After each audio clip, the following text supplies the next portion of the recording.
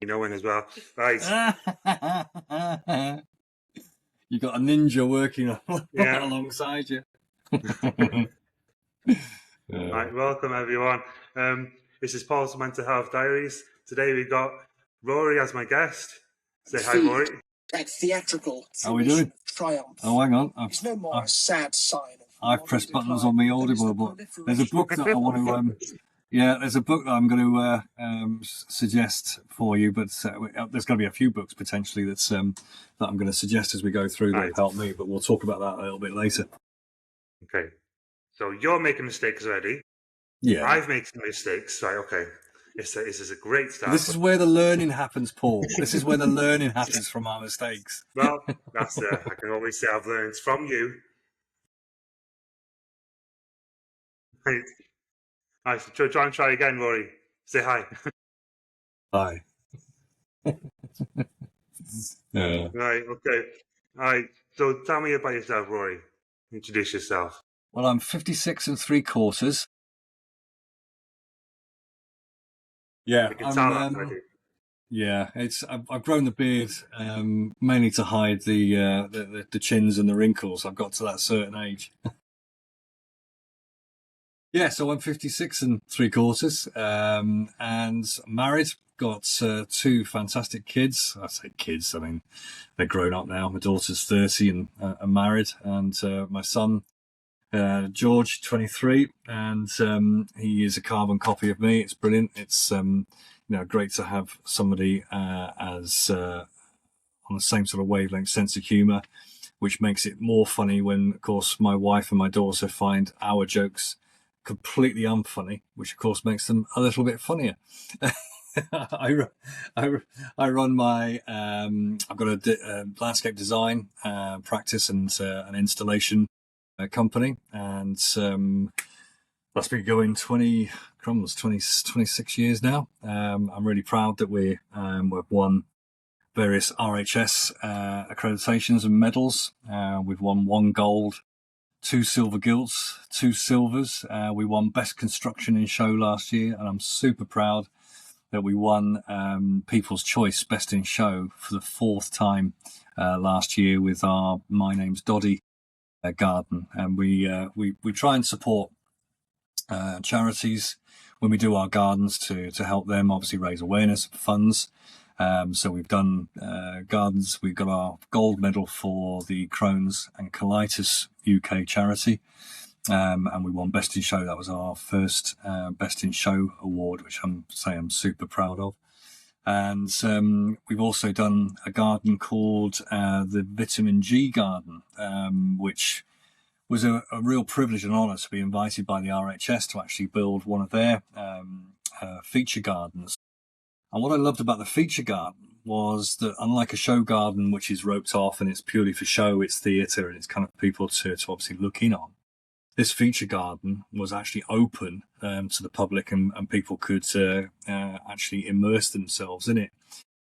And the garden was the story behind the Vitamin G Garden, as in vitamin garden, was actually some science done by Sheffield University. They went into a very rundown part of the city, and they tried an experiment where in the community they provided funds, materials, tools, plants, etc. for the community, and asked them to see how they could use these to improve their environment. And as we've touched on earlier, Paul, we are a product of our environment and what we surround ourselves in and with, also what we put in our bodies, and also what we give out with our bodies as well. All helps with how we view the world and how we feel about the world, how we feel about ourselves. And what they found actually in this instance was that all of a sudden people started talking. And it's surprising, isn't it? Within communities, there can be a lack of communication. And again, that's a real key element, isn't it, for all of us on how we get on in the world. And what they found was families were started to discuss what their plans were, what their thoughts were. They were sharing ideas, sharing knowledge, and then getting creative. And I think creativity is massively underrated to help with our mental health and how we feel. And I'm going to touch on that a little bit later on, actually, with just some silly anecdotal things that I've found have just improved my well-being. But in the process of these discussions and planning and creativity, all of a sudden it brought the community together and it improved the environment. They were building these beautiful planted beds. They were improving dark alleys. And it just showed the power of gardening, the environment, which is why they called it the vitamin G garden. For us, the challenge was it was a unique garden in the respect that it was first built by a team at the RHS Malvern show. And the garden was designed actually by a fantastic guy called Alan Williams, who worked with Joe Wiley actually on the design as well. Then the garden was broken down and then shipped to RHS Hampton Court, where it was rebuilt. And then we were responsible for the build up at RHS Tatton Flower Show. And we had the biggest challenge because of the crossover between the show at Hampton Court and the start of the build for Tatton. There was a compromise there. So instead of the normal sort of 20 days to build a show garden, we had to do the same thing in 7 days in the middle of this that heat wave we had a few years ago. So, and of course, everything came in reverse. So we had all the plants, which we didn't need. We needed all the hard landscape, and that came last. So that was a real challenge. And then we had the heat wave trying to keep 35 mature trees alive and about 5,000 herbaceous plants alive. So that was a really interesting challenge, but we got it over the line. I'm going to say it nearly broke us and all the team that did it, but we got it over the line. And it was just great to hear. I love, when I design and build a garden at a show, I love kind of hanging back on the fringes when the show's open and just listening in to some of the comments and people's feedback. And what was lovely, as I say, this garden allowed people to actually immerse themselves in it. So they got to experience all the different nuances, all the details, all the little things that are the big things in for us when you create something. So that was absolutely fantastic. And then last year, 2024 now, we did the show garden for, we chose My Name's Doddy, the motor neuron disease charity. And what was lovely was, sadly, obviously, Doddy Weir had passed by then, but we met Jill Douglas, who was the co-founder of the charity, and I wasn't aware that they were childhood friends. And she had actually set up the My Name's Doddy charity with him. And she was visibly moved when she came on the garden. You could see that, she became quite emotional at one point in it. And so it was a good reflection that we'd kind of connected with the motor neuron disease illness and how people sort of, could benefit from the space that we created. So it was lovely. So yeah, so that's me. And then on the non-commercial side, I've been involved in Roundtable to start with and 41 Club for a long time. I joined in 1998. I was just about to get into the Roundtable stuff. So we know each other through Roundtable. So yeah, just mention what you do for Roundtable. Yeah. And describe what Roundtable is for listeners. Well, I think Roundtable means different things to different people. Marcus Jones was the national president, so I think that was his opening gambit. For some it's a social aspect. Some it's a way of connecting. For some it's about charity and community. As I say, bringing guys together that wouldn't necessarily choose each other as friends means that you get an eclectic bunch of guys that have a great social life, first of all, but at the same time, they then get the added benefit of being able to give back to the community. And I've taken part. I'm known as Rudolph Rory because I'm obviously being a landscaper. I've got a particular set of skills of avoiding killing too many children when I'm reversing a brightly lit trailer in the dark in the rain with lots of children running around. So I tend to tow the Santa float. Although with this beard, I think I'm starting to confuse the kids quite a bit. As soon as I put my hat on, they're like, which one's Santa? And then there's been all sorts of other activities that we've organised. We've had...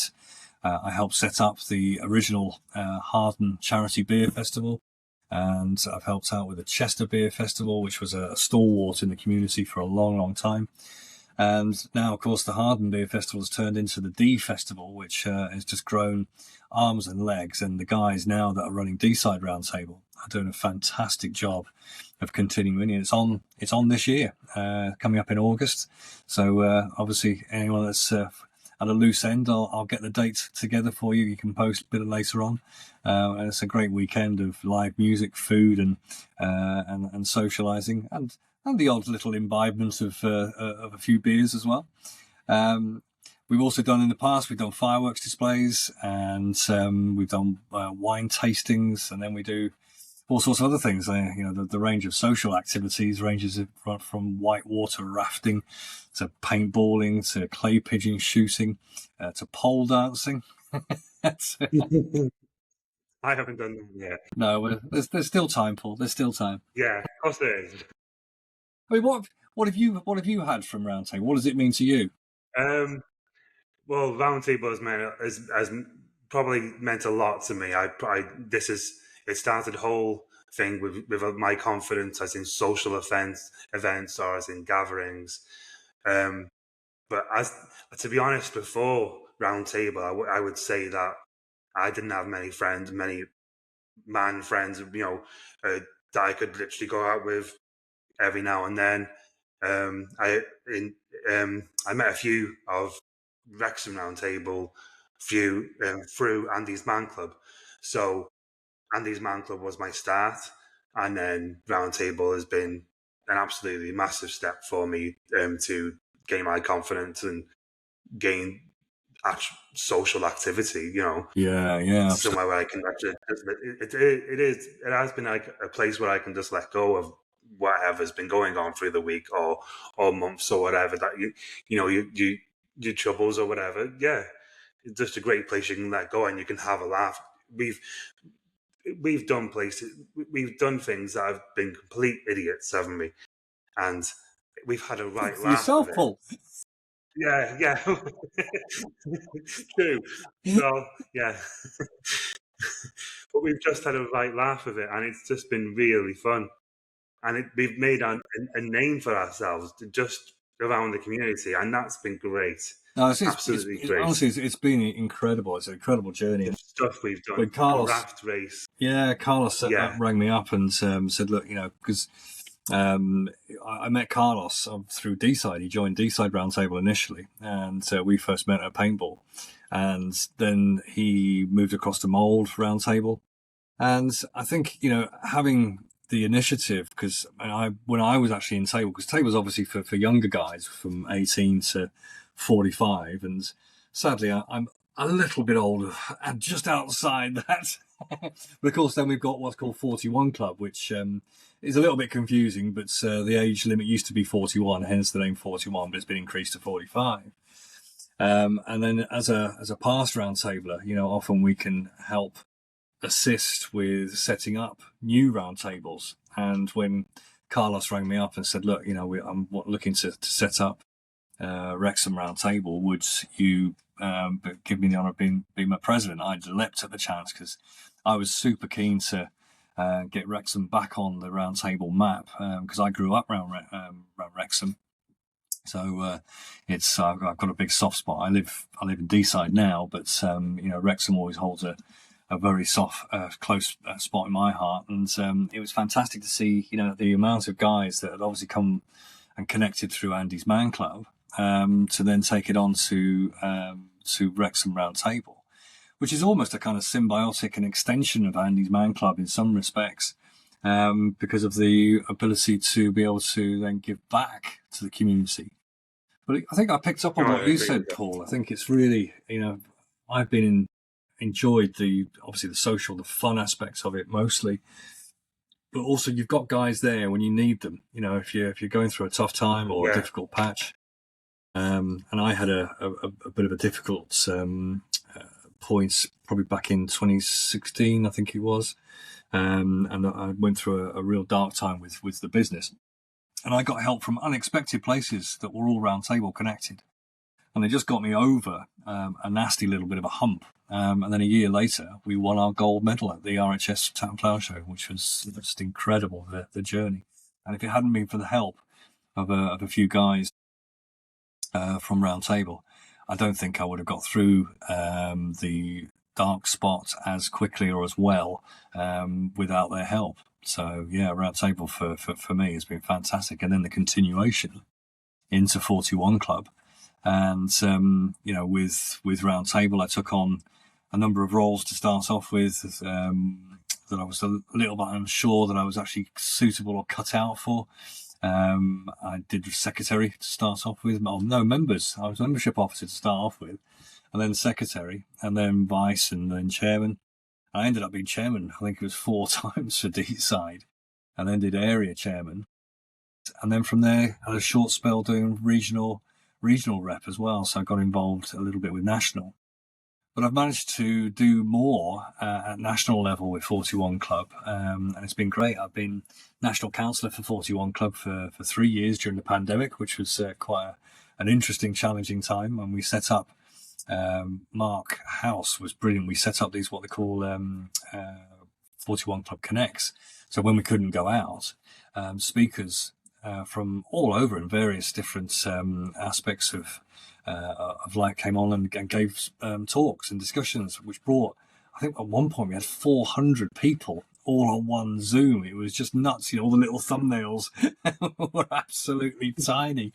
And that's actually how I came about to end up doing a charity trip to Everest Base Camp. One of the past national presidents, Marcus Jones, rang me up, and I've always been a great believer in saying yes to things, even without even knowing what they are. And this was a typical example. He rang me up and said, "I've got an idea, Rory." I went, "All right, okay, what is it? I can't tell you, but are you in?" And as we touched on previously, it's that's what I didn't even have a clue what it was about, but that's how I ended up at Everest Base Camp doing a charity expedition for Frank Bruno's mental health charity. So it's just funny how the connections, and I've always been a great believer in that your net worth is your network. I had an interesting conversation actually with a mate of mine. We were talking about how anchor points and the number of anchor points in your life can really, if you imagine you as a as a boat or a ship, if you're in stormy seas, if you've got lots of anchor points, whether it be through your social, personal, family, work, commercial environments, if you've got lots of anchor points, if one of those anchor points gets broken, so, if you have a problem with either work or a friendship, if one of those anchor points snaps, the rest of them take the strain. So the boat doesn't get chucked around too much whilst you repair it or start a new one.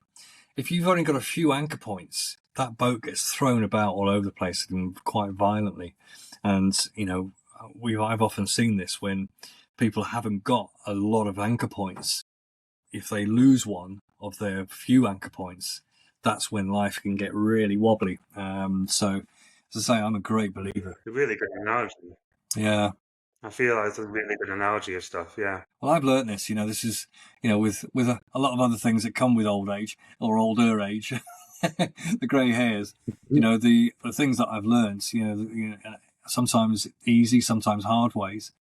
They're invaluable life lessons, and a lot of them I've gleaned from just speaking to like-minded loons, and often going for walks. And I use I call it mountain medicine, and I just find the getting out into Mother Nature. I'm blessed with the fact that I'm only an hour's drive, and I'm in the heart of Snowdonia. And I try and get out, at least twice, sometimes 3, if I can manage 4 times a month. And it's just nice. I can't read books. My son got diagnosed with ADHD after about 3 years. And for me, that was a curtain lifting moment, not just for him, but actually for me as well. It was all of a sudden, oh, that's why my brain works that way. That's why I'm good in a crisis. To be honest, I think I know where you're coming from there with my son and daughter with autism and my daughter's not been diagnosed with autism or ADHD, but she's on the waiting list, and assessment is actually next month. Oh, right, cool. yeah.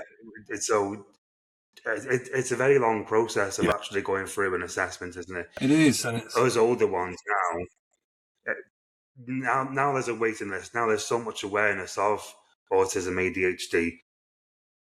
People can get tested, and people can go on the waiting list and get tested. But us older ones now, we probably feel like as if, what's the point?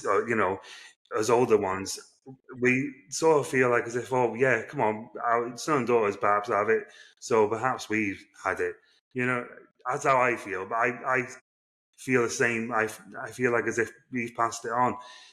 And my son is nonverbal, autistic, and he's just, yeah, he's taught me so much. yeah. And Do you find you communicate more with body language and how you speak, not necessarily the words that you speak, or obviously if he's non-verbal, he's not going to be giving words, but he'll communicate with you through other means. Yeah, so the only way he communicates is more than he shows a lot. So if he wants a drink, he'd bring that drink to you. He relies on us a lot. So, Yeah. But the way, I mean, we communicate with him as we show him what we want to do as well. So we try to do it in the way he communicates to us. Right. So I say if we want bed, we show him bed, and we show him TV and whatever, or tea or whatever. So Yeah. I think he knows what communication is, and we are hoping for a better, obviously, more easier communication, but it's only our fingers crossed that we can ever only hope for that, much better. I don't know much about it, but it is what it is. Yeah, my barber, who's lovely, Casey, she had her son was non-verbal, but she had some coaching, and she found help and support, and it took time and it's techniques, but he is now verbal. It's incredible to watch. Yeah, there's been a lot. Yeah, I mean, Noah says a few, not a few a few words every now and then, but not. It's only mum, or no, it's not bad, or it's any just little words. But he's only 8. It's just a very slow progression with him at the moment. I think the struggle. It is what it is. Yeah, I think the struggle is the diagnosis time, isn't it? It just takes so long, and then navigating your way around it. Yeah, he got diagnosed when he was 5. Yeah, and then the navigation around that. I mean, when my son was diagnosed at first, we had to take the difficult choice of do we look at the pharmaceutical approach to help. So we tried that, but it changed him. It changed his personality, and it kind of just almost put a big heavy blanket on his personality, which in the end in school, his peers noticed it. So what he was doing was he was spitting his medication out because he had to take it when he was at school. So he was hiding under his tongue and then spitting it out. And then, of course, to compensate, he was then becoming the class clown. And he's very funny. There's some moments that my wife gave me some very disapproving looks as I looked on with proud dad moments, But and then the medication was changed, and we actually took him out of the school that he was in, and we put him just in the local high school, and he flourished, and he got to 15, and he actually took the decision. He said, "Look, I want to come off all the meds, and I want to I don't want to take them anymore." And we said, "Fine, okay, that's your decision." And we supported him through that, and now he's turned into an absolutely incredible young man that I'm very proud to not only call my son, but he's also my best mate.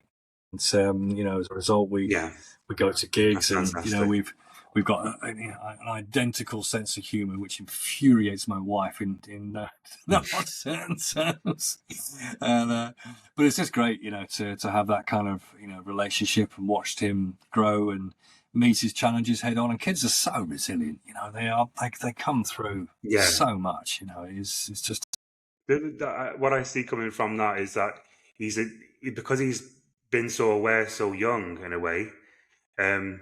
He's got that much aware of it and adjusted to it just so well, not easily, but made that decision at 15. It's a brave thing to do, and it's fantastic how it ended that way, or how it's become now. Oh, it's great. It's an absolute joy to see. Yeah, long may that continue. And I'm very blessed that, I didn't encourage him into the business. In fact, he went off and he did a 3-year painting and decorating apprenticeship. And then he came to me and said, "Dad, I'm not enjoying this. Can I come and give you a hand?" So we gave him an opportunity, and I said, "Right." And then he came and said, "Look, can I have something full time?" I said, "Right, if you can get through a winter," because he joined in the summer. If you can get through the first winter, then we'll discuss it. And in fairness, he's now done two show gardens with me. So actually, he's almost a seasoned vet when it comes to doing the shows. So, but I've got a great team in the business as well. That's the other thing I've learned, which took me a long time. I took a business coach on about 4 years ago because I'd reached a kind of glass ceiling, and all of a sudden it was just a door opening to learn new skills, which, I was a great technician, I was a great landscaper, and we'd done really, really well. But I wasn't a great business owner.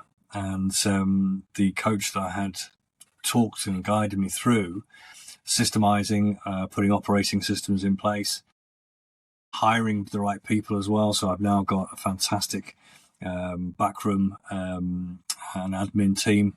I took on an operations and installations manager who's also connected through Roundtable.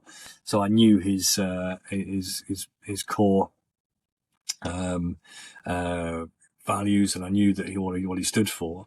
And as a result of Pete coming into the business, it's freed me up, and together we have become so much stronger, as a business and as a team.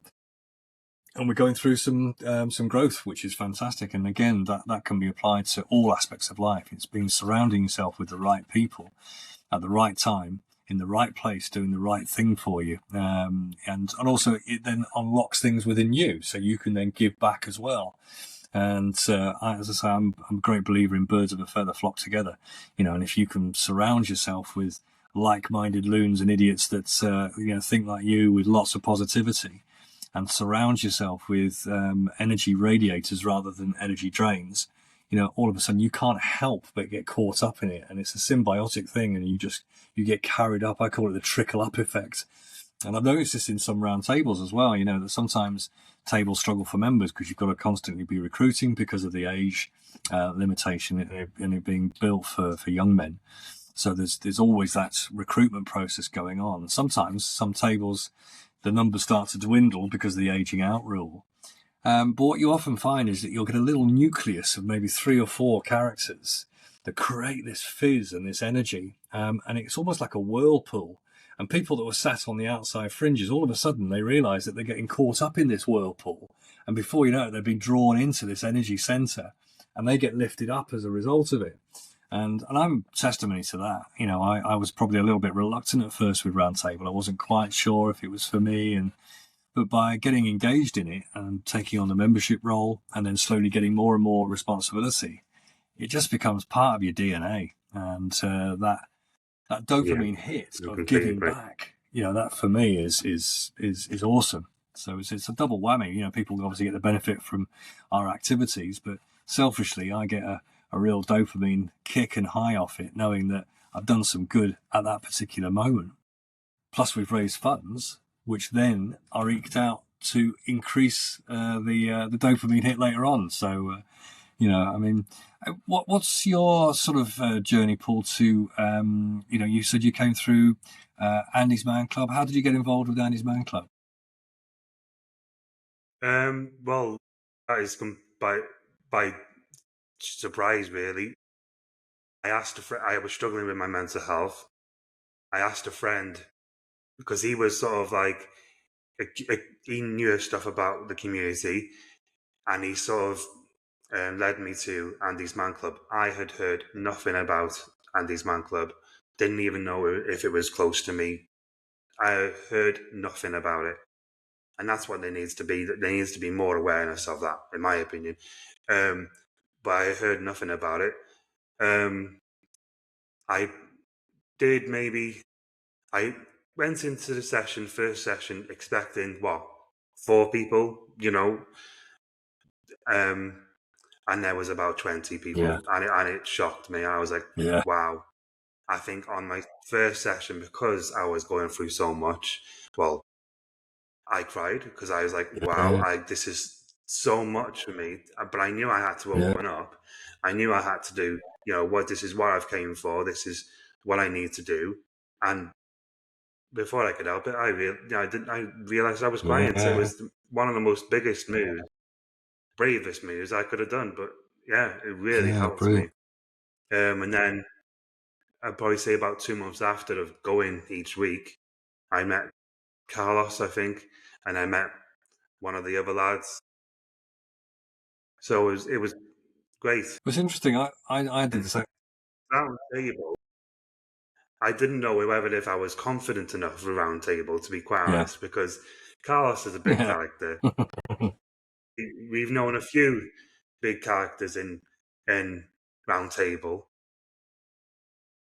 and I thought, wow, this is I'm always the one who stays quiet in the background, watches everyone what they do first, and then apply a few jokes, a one-liner jokes here and there, or and then sort of get involved with in the middle of the event, or not have the energy straight away, type of bloke.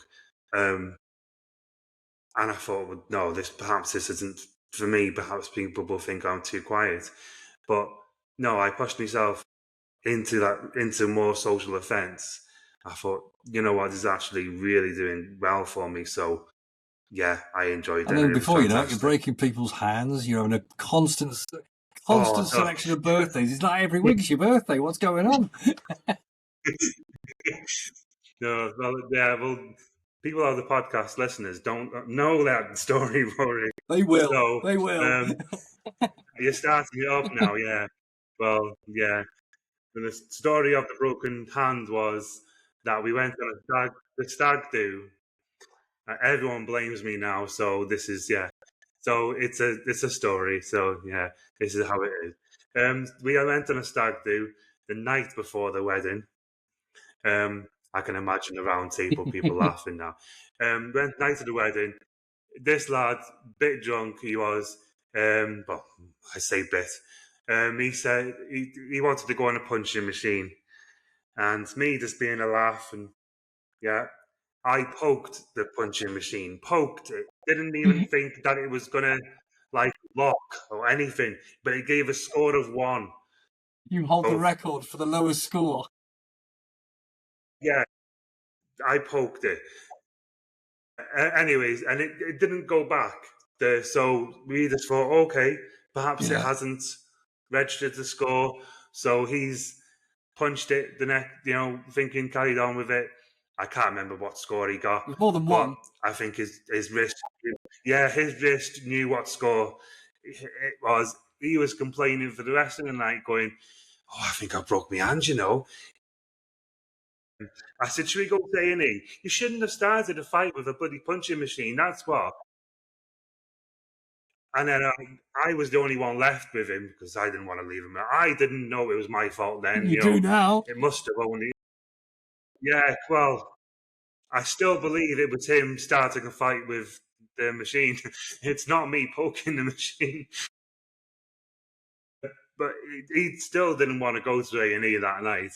And then the morning of the wedding, he went to A&E eventually after they got married. And he's been crippled ever since. It wasn't the husband and wife. Yeah, bless him.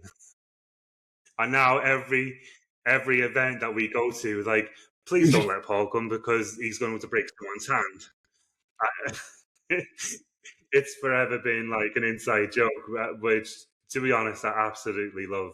It's been, it's great, absolutely great to let me into the social circle that's been, I can have a little laugh about.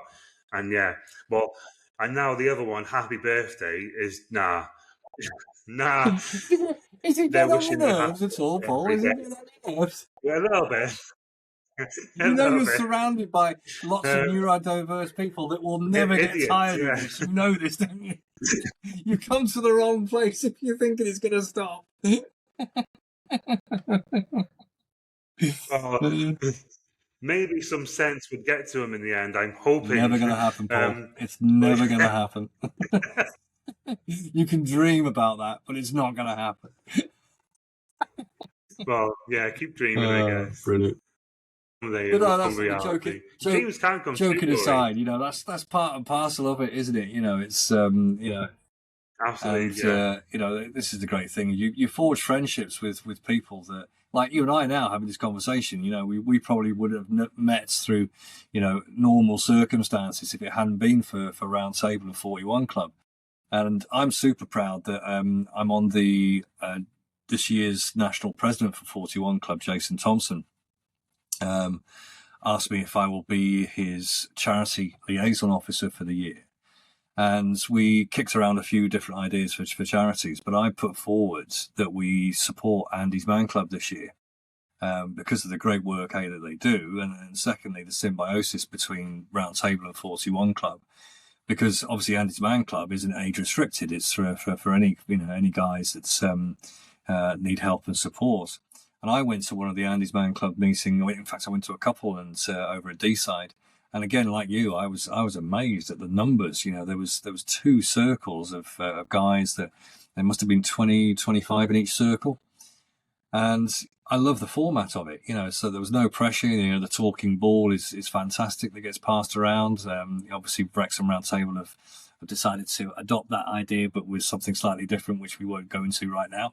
But it's that great non-pressure environment of being able to ask, you know, 5 questions that are, you know, quite, you know, open-ended. Some are a little bit more, they dig a bit deeper, and some are a bit more light-hearted.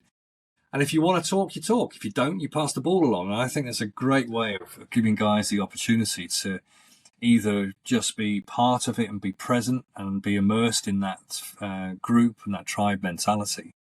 And then you see other guys that are in, you know, the eye of the storm that, you know, sometimes won't speak until the very last question. And all of a sudden you realise that these guys are on the edge. And then some of the guys are just annoyed that the next door neighbour's dog is yapping.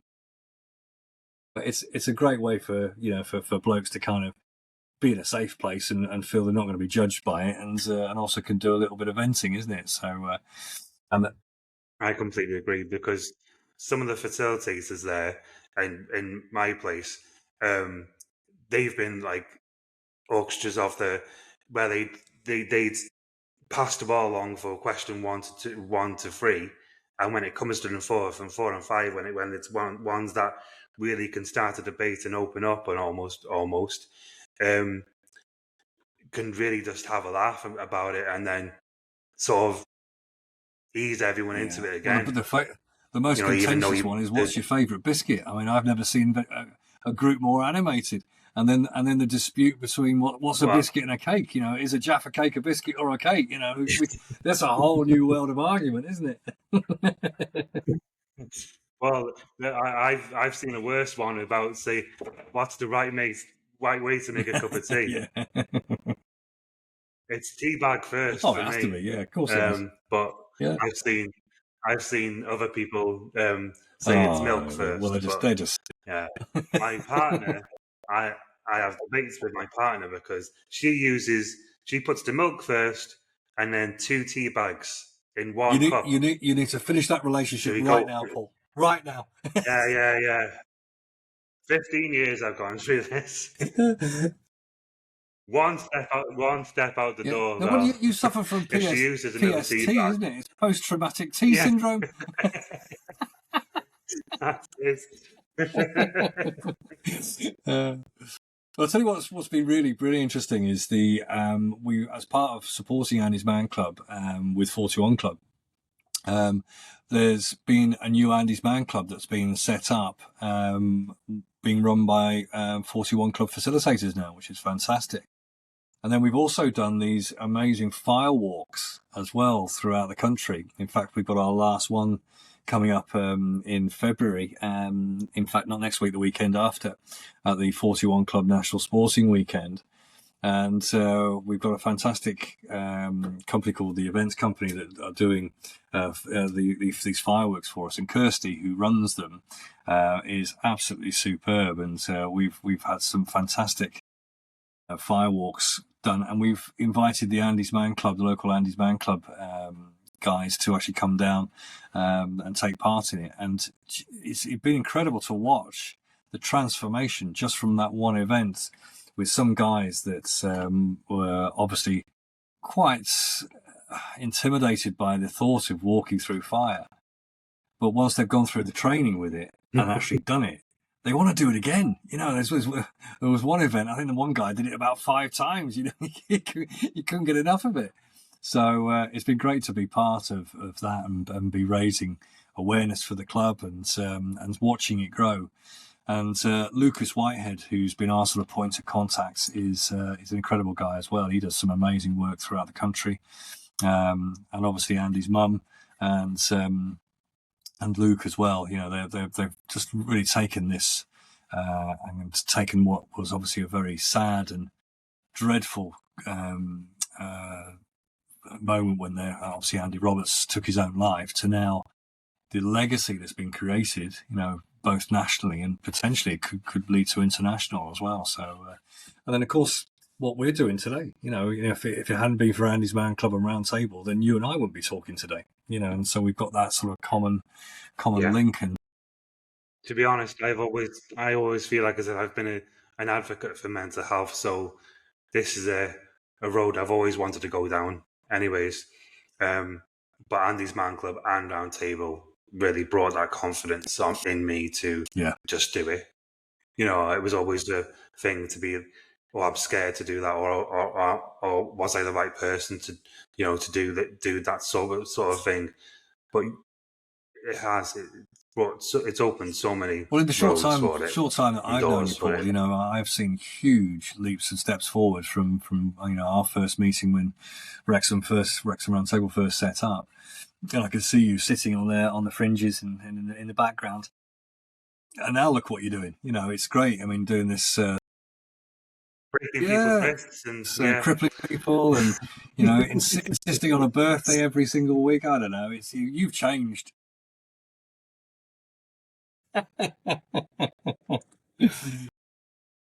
Yeah, absolutely. No. You know, joking aside, it's a super proud moment for me personally. You know, it's being part and president of Wrexham Round Table, and you know, helping support the guys and watch them develop the table, supporting the chairmans that have come in, and you know, and now watching the younger guys that's coming in. I mean, Ewan, you know, he's just turned, he's 18, not even 19 yet, and taking on the role of dual chairman. You know, it's incredible to watch, and watching him come out of his shell. I mean, at his age, I would have been nowhere near ready for taking any kind of role like that. I would have lacked so much in confidence. But it's a safe space, isn't it? You know, it's a place where we grow, we learn, we make mistakes. You know, we grow as a result of that.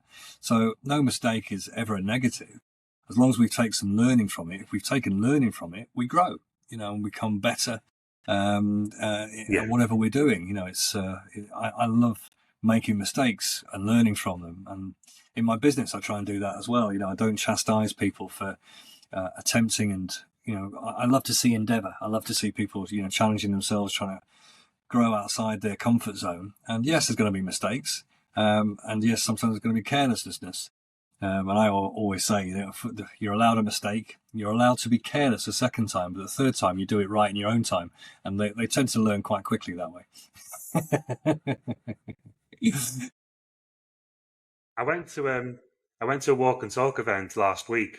I talked about it on my TikTok as well. Someone said to me on my walk and talk event that you expect confidence to just come to you, you know, but confidence only comes when you take that first step, and you gain it the more and more you do stuff. The more and more you learn, the more and more it's getting comfortable with being uncomfortable. You know, it's still embracing the fact that Yeah. it feels uncomfortable. Don't fight it. Don't try and ignore it. It does feel uncomfortable, and we will have an emotional response to that, which is something we can't control. It's a chemical reaction in our bodies. But what you can control is how you react to that. So it's all right to feel it. It's all right to actually experience it. But it's how you deal with it. You have face the fear and step inside. And, I've read, or listened rather, I should say, to countless books. And this is what we were talking about earlier, is that I use what I call mountain medicine, of getting out into the mountains and just switching off from the world. And I can't read books. Physically, I find it, I can just sit and be a page turner and nothing goes in. But I got turned on to Audible books probably about 5 or 6 years ago now. It's been a game changer. I've read or listened to more books in the last 5 years than I have in my entire lifetime. And I say I'm 56 3/4, and that's a long time. But it gives me a great opportunity. No, Yeah, I completely agree with you. I feel the same, because I'm always listening to my headphones Well, I as well. often find that, I don't know about you, but for me, having some visual stimulation, or stimming, I think there is the term for it.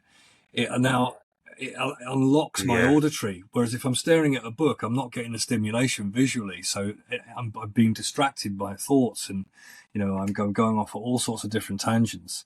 And whilst my eyes are travelling, I'm not taking anything in. However, when I'm out in the mountains with an audible book in my ears, because I've got the visual stimulation, it seems to unlock the auditory canals, and I find a lot of stuff actually goes in. So I listen to a lot of life coaching books, business books, a lot of autobiographies, and I know later on we're going to probably talk about things that have influenced or had an effect on me, and I'm going to give you a couple of examples. But Audible for me has been a game changer. It really has, and I just look forward to shutting the world out, putting my headphones on, and then just listening to these books, and I take so much from them, and it's been a game changer for me. And I think also the metronome of walking, I found when I do it in a group. Recently I've had some challenges. As I say, last year I got diagnosed with prostate cancer. I also found I've got a slipping hiatus hernia as well, and I've got issues with my throat and vocal cords, and I've got a load of sort of health things that have crept in. But unfortunately, our Mother's Nature's way of helping balance, with wisdom and experience and knowledge, you have to balance out, along with that, you can have some of this. And again, it kind of gives you empowerment by how you react to these things. And I know we were talking earlier on, when I first got my cancer diagnosis, it was when as soon as you hear the word cancer, it's kind of like it puts you right, it knocks you sideways. And I've got a good friend of mine, Edwards, Dr. Ben Edwards, who we've done lots of cycle races and events over the years. I got to know him really, really well, and he's been a great friend. And he's gone through some enormous challenges. He had cancer at 16, and then he's run countless marathons and Marathon des Sables and the Everest Marathon, and he's done countless fundraising things. He's had a brain tumor as well, which he always brings up, whenever you're feeling a bit sorry for yourself. He goes, "Have I told you I've got a brain tumor?" Which always puts things in balance. But he's been a good friend. He came as soon as he heard the news. He rang me that evening to see how I got on, and he came straight from work. He works at John Moore's, and he came straight over, and it was great to put things in perspective. And this is what we were talking about before: surrounding yourself with good people. And I emptied half a bottle of Penderyn's finest Welsh whiskey, and I dealt with it. It was that conversation that I'd had with him that put things into perspective. Maybe the wee nip of whiskey helped as well.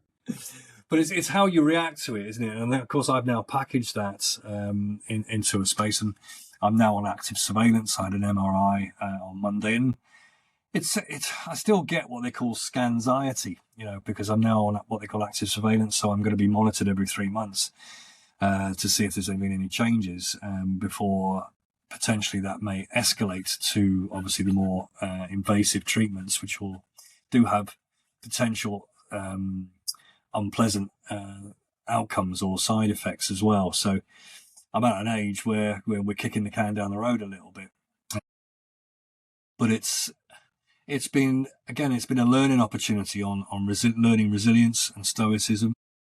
And then, we had a real shocker this end of August, I think it was, where I nearly lost my daughter. And then 5 days later, we lost our first granddaughter.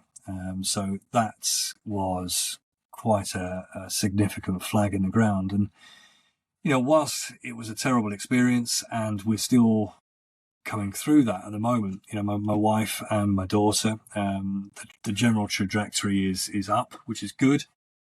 But there are triggers and there's all sorts of ups and downs. And I liken it to a spider crawling into an inkwell and then going across a sheet of paper. Sometimes it's up, it's down. There's no linear path to it. It's all over the place. But the general journey is forwards.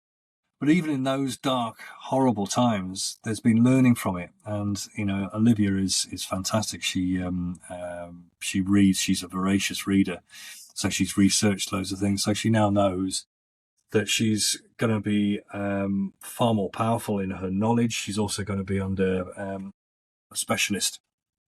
If she gets pregnant again, then she'll be in with a specialist. So there's all sorts of really positive outcomes from it, and we've drawn closer as a family as well. And then I struggled a bit with I was presenting chronic stress symptoms, probably as a direct result of this. And you may have noticed I wear 2 watches, and I'm still late everywhere. But I use my Garmin to measure my HRV, which is a measure of stress. And I'd spotted that it was plummeting, over probably an 8-week period. And I was also, going through a tough time work-wise as well, some challenges with that. And I wasn't sleeping. I was getting dizzy spells, and my blood pressure was all over the place. And so I was presenting a lot of chronic stress symptoms. And again, it's help from unexpected places. I reached out to another good friend of mine, Dr. Colin Robertson. He again is another sports scientist and a nutritionist, and he's got a gym that he set up quite a few years ago up in Hoylake called the Underground Training Station. And then as a direct result of that, they've set up a cancer foundation, the UTS Foundation. And it's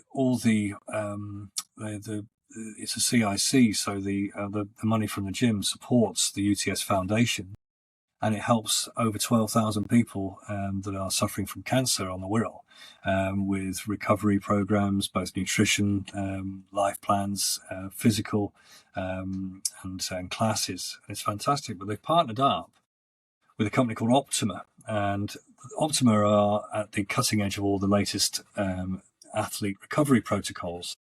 So hypoxic, hyperbaric chambers, soft shell, steel shell, pulse magnetic therapy, PMT, and also red light therapy, cold water therapy, and saunas. And Colin suggests, look, let's get you booked onto a red light therapy. And I'm like, well, what do you mean red light therapy? And he described what it was. It's basically a sunbed, which is infrared and red light. So I went in with a bucket full of cynicism, thinking, what's all this about? How's that going to affect anything? Anyway, I did 2 treatments, and on both nights, it's 15 minutes underneath this infrared. Bizarrely, both nights, my sleep suddenly improved. Literally, it was a 180 flip, and my HRV went overnight balanced. And so there's a lot of science to it, which I don't fully understand, but it's affecting it at cellular level with ATP and mitochondria level, and it helps inflammation and recovery, skin conditions and sleep and mental health. And so now I'm a huge advocate of it. If people are struggling with sleep or issues with mental health and inflammation and recovery, I'd thoroughly recommend red light therapy. It's been really good. A lot of people say for cold water therapy as well. I'm a little bit reluctant with that. Cold water and me, but I know some people they thrive on it, and Obviously, you've got Wim Hof is the Yeah. most famous advocate of it.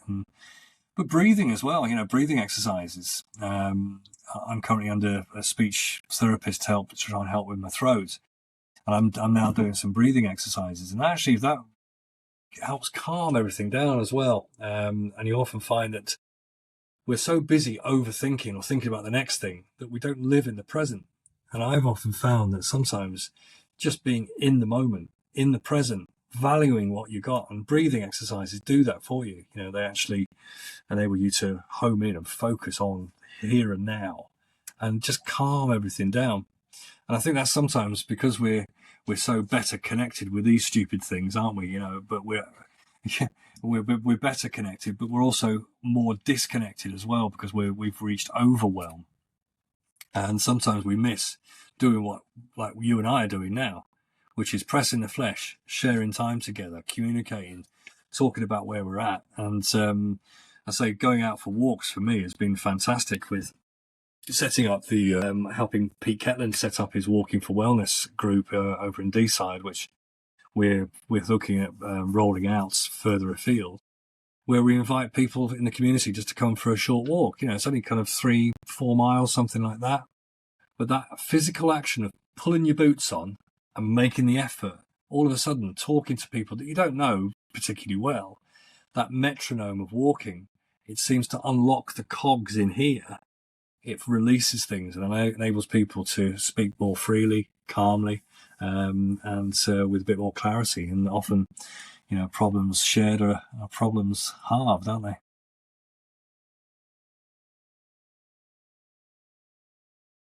Give me a minute, Rory. Dion. What have you broken now, Dion? Come here. No, Paul's broken something else. Put your hand in there. I wouldn't.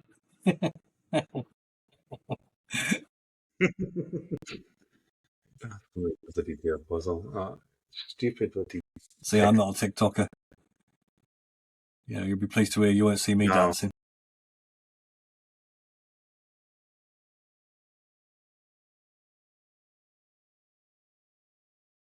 Well, I can bust some moves when I'm forced into it. Yeah. Yeah. I fixed it. Right. Yeah. You mentioned that you've been through cancer. You've been through quite a lot of struggles and quite a lot of things. So, what have they done for your mental health then?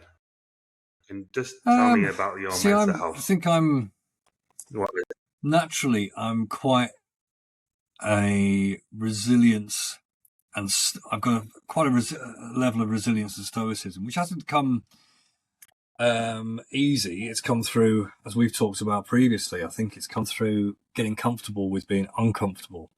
And, there's a mantra that I've always used, which is nothing lasts forever. Change will come and it shall pass. And I think even when I've been in tough times, when I did the Everest Base Camp expedition, I really struggled. I succumbed to altitude sickness literally as I got off the plane at Lukla. And I'd been sort of aware of this. In fairness, Dr. Ben Edwards, we talked about earlier, was very kind and took me into the hyperbaric chambers before I did my trip at John Moores University. And we did various tests, and we noticed that at 4,000 meters, I presented some weird symptoms of my O2 saturation levels would drop drastically. But then they would pick up again after 10 minutes, but then drop. So I was constantly rebounding. So I knew there was potentially going to be an issue. And when I went and landed in Lukla, which is the most dangerous airport in the world, before the trek starts, I felt the effects of altitude even at that level, which was something like 2,800 meters. So I knew that I was very aware of where I was at and very aware of my environment. And I trained really hard. I'd lost weight. I hadn't drunk for nearly 12 months. I'd lost about 10 kilos. I'd been out walking, religiously and in all weathers. So I was well prepared, very fit. But altitude sickness, there's no favourites. It chooses anyone it fancies, even the fittest. And it turned into a real daily, massive struggle. I mean, it was life-changing to the point where, I wasn't sure I was going to see the end of each day. It sounds like I'm exaggerating, but it would literally take me 10 minutes to walk 10 meters. It was horrendous. It really was. I made it to the first acclimatization day at Namche Bazaar with a lot of help and support. Saw a couple of doctors. They prescribed some Diamox, and I had a day to recover. Sufficiently enough to be fair, they advised I go down, but that wasn't an option. So Mark Wood, the explorer, who actually came on the Connects meetings that we talked about, the 41 Club put on during COVID, he was the Arctic explorer that actually led the mission, and he was brilliant at reading people. And he said, look, we'll make a start and see if you can get to lunchtime and see where we're at.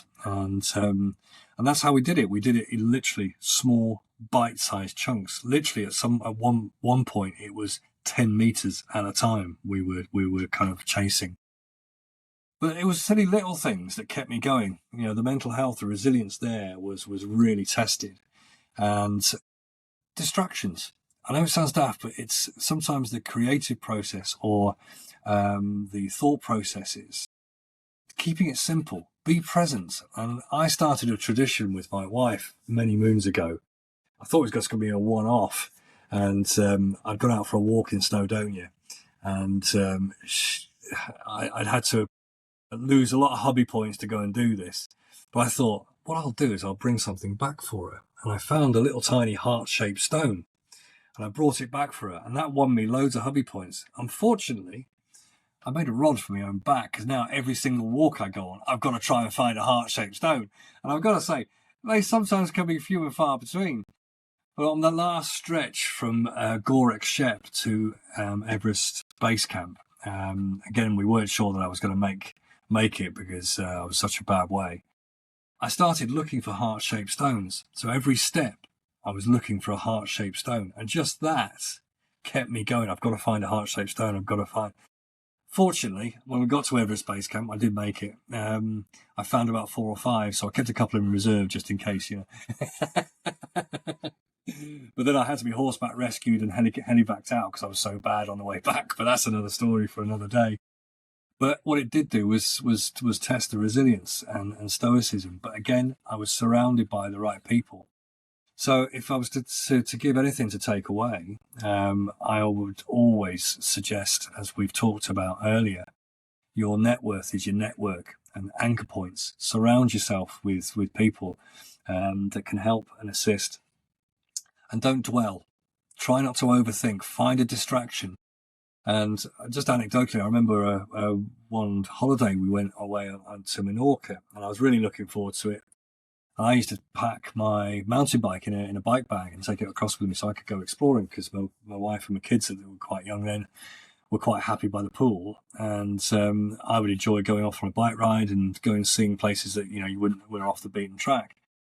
But I pulled my back out and I couldn't do anything. I was in absolute agony. I was in a really foul mood. So I took myself off because I was probably not good company. And I went down by a rocky part of the beach. I kind of hobbled over, and I just saw a few stones that had been stacked up. So I thought, I'm going to give that a go. And I started trying to balance stones. And just that process of zoning in and being present in the moment, of just trying to balance bizarre, huge, big stones. I mean, it was totally impractical.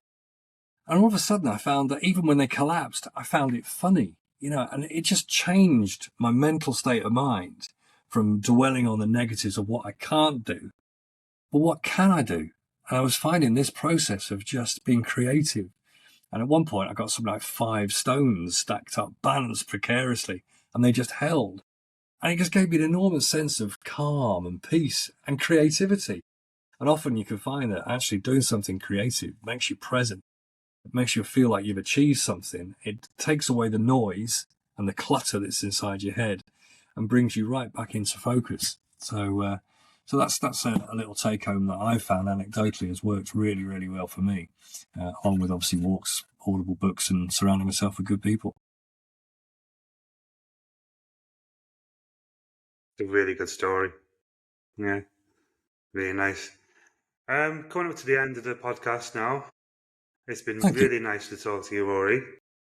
Really, really, it's been really good conversation. Had to get a few nice stories in there, didn't you? A few good ones that you haven't told before, but yeah. So let's just ask you one more question, which I always like to bring in. What has inspired you throughout your life and years, and any books or films or music to tell? You know what? It was really just before the conversation started. You threw that in, and it's always because my music tastes are so wide and varied, from Viking death metal to dance and rave to all rockabilly, rock, rock, blues, boogie woogie. I have such an eclectic mix. But one song suddenly sprung to mind, and I thought, yeah, Bob Marley, Three Little Birds. It's just a simple, daft tune, but actually it's so simple. Rise Up This Morning. And I just thought to myself, yeah, that's probably a song that would inspire me. Film-wise is definitely been Gladiator. The journey and the inspiration for me, that is just an outstanding film. And I've always been a big fan of Oliver Reed, and sadly, of course, that was his last film, wasn't it? But yeah, just the journey is incredible, and the reference to obviously Marcus Aurelius, and if you ever get a chance to obviously read his teachings and proverbs, I've not really covered anywhere near. I've just dipped into it, but it's incredible. And then there's one book that kind of just recently that I've listened to, which was really good, and I'd thoroughly encourage you to read it. In fact, there's two books actually. One is Ant Middleton's The Fear Bubble. And that really puts into perspective. He tells a great story of his little boy, going to a taekwondo competition, and how fearful he was. And he wasn't on until his fight was until 3:00. And he was getting himself into a right state, an absolute pickle because of the fear.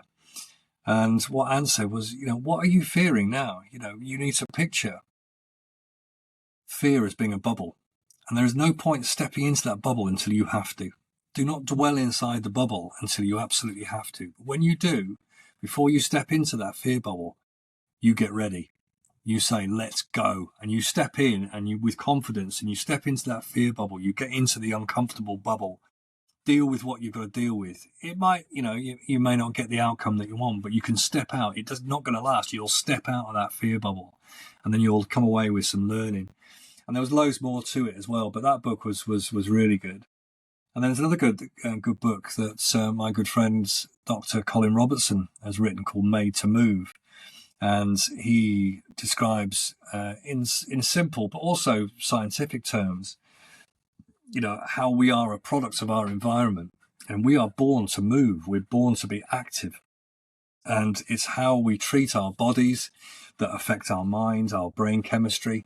So it's what we eat, it's how we move, and what we surround ourselves in the environment, and getting outside with Mother Nature. We were born to be outside. We're not house cats. Get outside, enjoy Mother Nature, get the sun on your face, get vitamin D in there, listen to the birds singing, and be present. So those were just a couple that sprung to mind. There's lots more that I could go into, but they were the ones that immediately sprung to mind. Hope that helps. No, it's great. Good to listen to. You give us some really good advice there. So. Yeah. I've always liked good inspirational stories when it comes to films and books and music.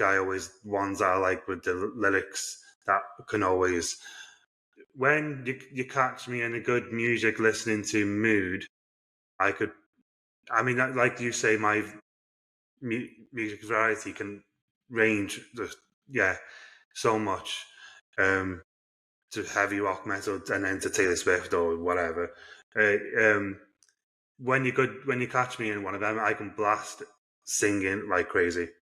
I can blast a tune, I can sing it Yeah, out, and then definitely. all my problems seem to disappear. So yeah, I really I can enjoy a feel a good social sing like along karaoke when it coming comes on, to Paul. music. Yeah, karaoke, but when I'm on my own, tend to. Yet. I've broken the windows. Yeah, but yeah, I love that. No, it's been good to catch up. Oh, it's been really nice talking to you, Rory. I'm gonna I'm gonna press stop on the recording now, but we just yeah, we can do like the end session, but once I press stop, anyways. But it's been really good, and we'll end the recording now. See you, everyone. Thank you.